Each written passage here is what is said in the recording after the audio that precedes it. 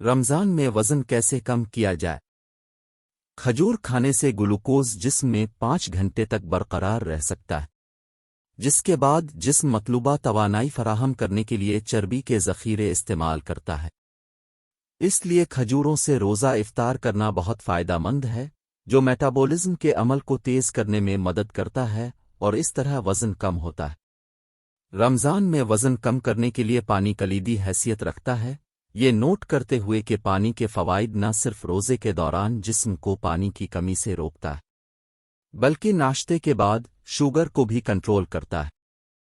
اس لیے ایک دن میں 8 گلاس پانی یا مائع پینا ضروری ہے، اور انہیں اس طرح تقسیم کرے: 2 گلاس افطاری کے لیے، 4 گلاس افطار اور سحری کے درمیان، اور 2 گلاس سحری کے لیے۔ ضرورت سے زیادہ کھانے سے پرہیز۔ سحری میں ضرورت سے زیادہ کھانے سے پرہیز کرنا ضروری ہے، اس کے ساتھ آہستہ آہستہ چبا کر کھانا بھی ضروری ہے۔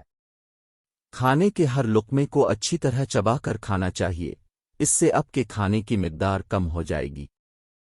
ورزش کرنا۔